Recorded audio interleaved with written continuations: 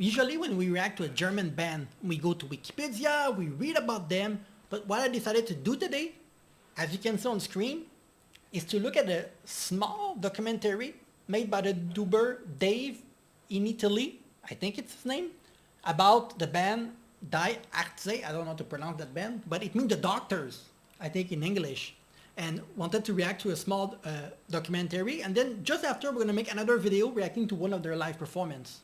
Let's get Let's get started. Hallo zusammen! Some of you might have watched my previous Rammstein related videos on this channel, and arguably they're one of the biggest German bands all over the world internationally ever, but that doesn't mean that Germany doesn't have to offer many other great bands and artists, and that is why today I want to invite you to, well, check out another German band, a staple in terms of German punk rock you could say. And I'm talking about Die Ärzte, the Doctors. I personally think in terms of their creativity, in terms of their various lyrics from funny to serious topics, in terms of their musicianship, they definitely deserve an even bigger spot than they already have in the limelight. I guess my video is not really capable of lifting them sort of to an internationally great German band, but that's not the purpose of this one at all. I just want to introduce you to Die Ärzte and why they are a really cool German rock band. He's right, because everyone, foreigners know about Rammstein. But Die Ärzte, the Doctor, I've never heard of them before. Me too. And I know that they are huge in Germany because I saw how many views their video get, and they get a lot of views, so... Okay.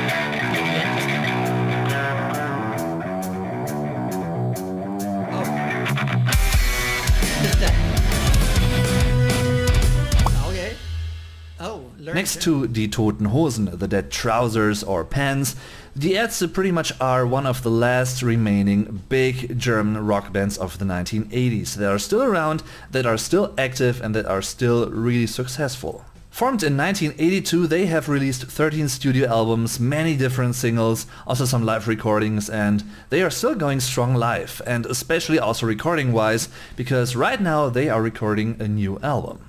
In a way, Die Ärzte are a perfect German example of a so-called power trio, a rock band which only features 3 members, similar to bands like The Police or Rush for instance. The 2 still active founding members are... but it's rare, 3 members for a band. Yeah. Usually there's gonna be like at least a drummer, 2 guitarists, a lead singer, and then someone else gonna be like 5 or 6. Like 3, it's rare because you don't have enough musician at one point. In Urlaub, aka Jan Ulrich Max Vetter, born in West Berlin in 1963.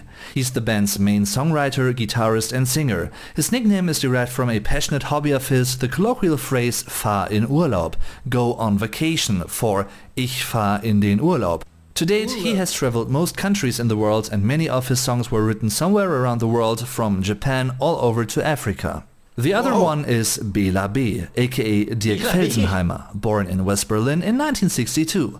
He's the band's drummer and also another songwriter and singer. His nickname is derived from Bela Lugosi, a well-known former Hungarian actor who portrayed Dracula in the eponymous movie in 1931. The second B is a reference to Barney Geröllheimer, aka Barney Rubble in English. And since the family name Geröllheimer sounds similar to his real last name Felsenheimer, Bela kept the B as a part of his nickname. As a drummer, he literally all of them have a historical meaning for the name. Yeah. Their nickname, but also... stands out, well, stands up I should rather say, because he's playing standing straight.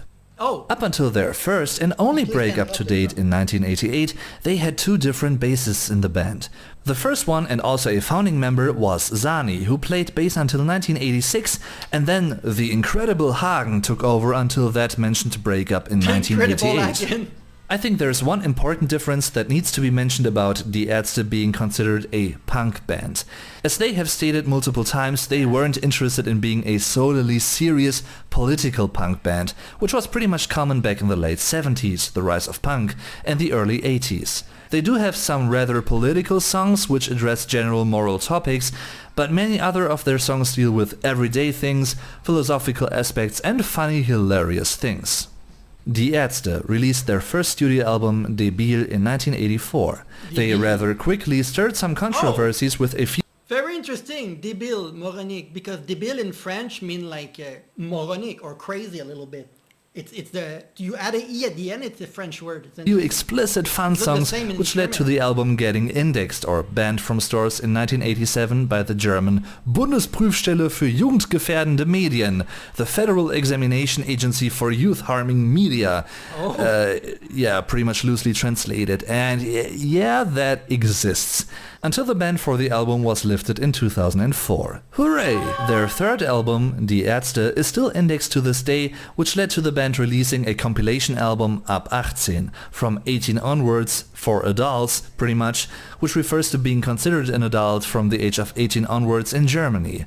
This compilation, released in the mid-80s, features all their band songs and was supposed to be sold only to people of at least 18 years of age. Wait. Guess I didn't even know that that there was music that it was like 18 plus. I know when I grew up the movie, right? You had movie for like PG-13 or movie for adult only, like you need to be 18 to go to the store and rent it, right? But I didn't know that you had music that was like 18 plus of Maybe age. the lyric too strong. Yeah, probably, but I didn't know that this was a thing. In Canada, I don't think it's a thing. Maybe it's from Germany. I know you have very strong copyright law in Germany and things like this, and I don't know. I don't what? have no idea It also this was a got thing. indexed to this day, but still managed to reach number 33 in the German album charts back in the day. For instance, one of these indexed German songs by Die Ärzte deals with Claudia Schiffer, a German model, who actually has a dog and, or had a dog back in the day, I guess. Well, that song is about not having that dog as a pet, but for more than that, some intimate things, I'd personally say even a sarcastic, a hilarious Having sex with their dog or thing like this. Oh. He named Claudia Schiffer. Back in the day, Heidi Klum, Claudia Schiffer, Pamela Anderson, they were huge in Canada. Claudia Schiffer I knew she was German back then because she was extremely famous as a model. song, an openly, directly In the 90s. hilarious song like this one, still has a serious core to it, which I think is a really interesting mixture. Next to many comparably harmless single hits in the 1980s, these indexations were big factors in the rising popularity of the band in the early years. This even led to the band being featured in the German Bravo, a magazine for teenagers. And when you think about it, teens that became fans of the band in the early 80s are now almost 40 years older. Yeah. Crazy. Besides a popular German cover of the Bangles hit Walk Like an Egyptian, Gehen wie ein Ägypter, including funny stressings of certain German words in order to make them fit into the meter, two of their most popular songs from that period, their rather pop-punky 80s time period, so to speak, were Zu spät, Too late, and Westerland, referring to a city on the island of Sylt, and both songs remain live staples to this day. However, at the height of their success, Fahr in Urlaub and Bela B decided to disband Die Ärzte in 1988. Wait, They were I've seen this building. I saw a video when people were manifesting in Germany recently for the rise of the right wing in Germany, and I think they were in front of that building.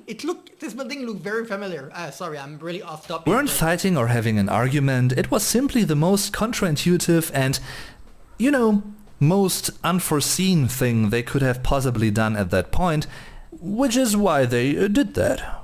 After around 5 years with rather unsuccessful solo careers / other bands, this time with both of them singing English, they reunited again in 1993, this time with Rodrigo González on bass, who previously had played with the Rainbirds, a German band that is known for their big single hit Blueprint, a great song by the way. Each of these three members, Bela, Farin and Rod, contribute own compositions with slightly changing instrumentation at times, especially live. For instance, for certain songs, Farin and Rod would switch playing guitar and bass. Farin and Rod. At this point in time, the new Germany was a young, reunited democracy, a country, and many hostels and buildings for asylum seekers were attacked and demolished by neo-Nazis. And that was when Die Ärzte decided to release a political song, which arguably became their biggest and probably also most acclaimed and important song, Schrei nach Liebe, Scream for Love, which is a Schrei nach Liebe. Schrei nach Liebe. direct statement against Nazis, and on top of that, a catchy rocking tune, I think. In general, their songs from the 90s onwards were musically heavier, with more edge to them, with heavier distorted electric guitars and multiple successful albums in a row. One of their biggest and most successful albums was their 8th one, titled 13. It was released in 1998 and features another big hit for Die Ärzte, Männer sind Schweine, Men Are Pigs. The music video to this again catchy pop-punk rockish type of hit got massive airplay and broadcast time because it featured an animated Lara Croft fighting against the band members. Especially considering back in the day Tomb Raider that doesn't look like Lara Croft that much. Animated Lara Croft fighting against the band members. Especially considering back in the day Tomb Raider was the shit, with Lara Croft being one of the first really strong women in video game history that really had a forefront role in a way. In 2002 they filmed and released an MTV Unplugged live album called Rock'n'Roll Realschule. A fun take on the Ramones' 1979 soundtrack album Rock'n'Roll High School, even though it wasn't filmed at a German Realschule but at a German Gymnasium, a grammar school or prep school, which is not to be confused with the English gymnasium. And talking about live shows by Die Ärzte real quick. It's not an exception by far, but the regular case that they play live for at least 2.5 up to 3 hours most of the time, and all three are highly communicative on stage. They make fun of each other and also actively involve the audience with unique, fun activities and tasks according to the songs. When I saw them live for the second time after 2012 at Rock am Ring 2019, they made us activate the flashlights of our cell phones and jump in a square according to the beat of the song.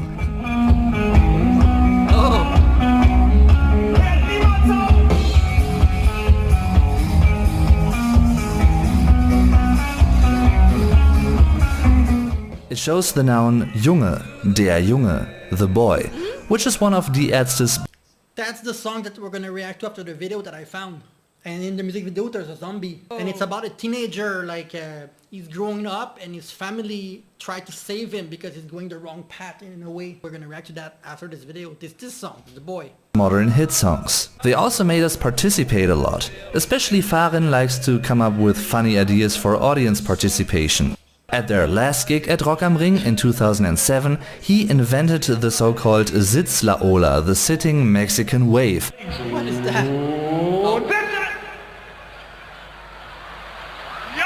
Oh.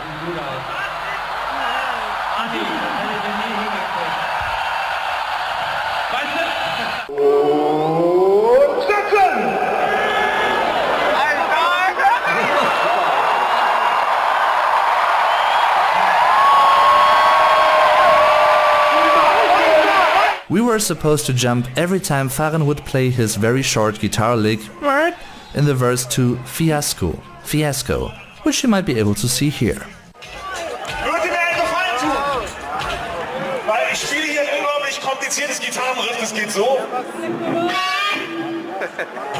Also, macht mir das mal nach, ja? Und es wäre schön, wenn ihr einfach hochspringen würdet. Das ist nicht super originell, aber wenn ihr alle hochspringt zur selben Zeit, sieht es bestimmt sehr bekloppt aus. Auf jeden Fall. 1, 2, 3, 4. Normalerweise bin ich Behaupter, wenn ich sie suche. Normalerweise kann ich reden, als wäre ich ein Kuh. Normalerweise kann ich sprechen, ich sag das schon. Normalerweise bin ich Herr in jeder Situation. Normalerweise bin ich jemand und ein bisschen verstört. Normalerweise laufe ich nicht einfach gegen die Wand. Normalerweise bin ich eigentlich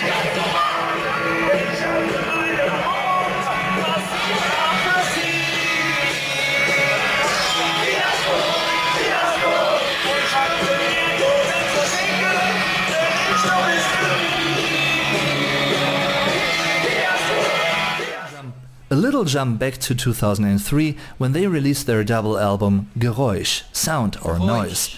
This was when I really became an active fan of the band, and their singles Unrockbar, Unrockable or Deine Schuld, Your Fault were and still are massive tunes in my book.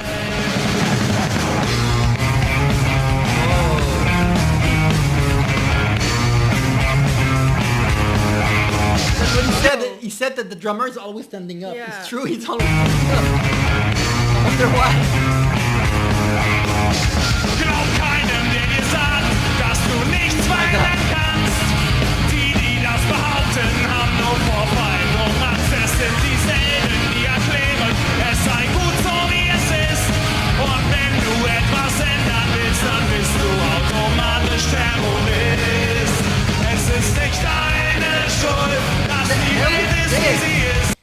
They are having a party there? A camp party? Es ist nicht deine Schuld, dass die Welt ist, wie sie ist. Es wäre nur deine so bleibt. Es ist nicht deine Schuld, dass die Welt ist, wie sie ist. Es wäre nur deine Schuld, wenn sie so bleibt. In 2012 they released their last album to date, Auch, 2, or as well. However, ever since they have been working on and off on a new album and even released 2 new songs in 2019, Abschied, Goodbye, and Rückkehr, Return. And just recently in March 2020, Ein Lied für jetzt, a song for now. Next to Die Ärzte, all band members are active in other groups or as solo artists as well. I especially want to highlight and highly recommend checking out the Farin Urlaub Racing Team. It's basically a rock/metal band that features Farin on vocals and guitars, being the mastermind and songwriter, a 3-person women choir, a wind section quartet including saxophone. This is common in Germany. Even the lead singer Litterman of Rammstein, I think sometimes he do some solo stuff also. It's really common in Germany that they do other thing on the side from their band. Trumpet, etc. and more members. And except for Farin and the wind section, all members are women. Their albums are among my favorite pieces of German music ever.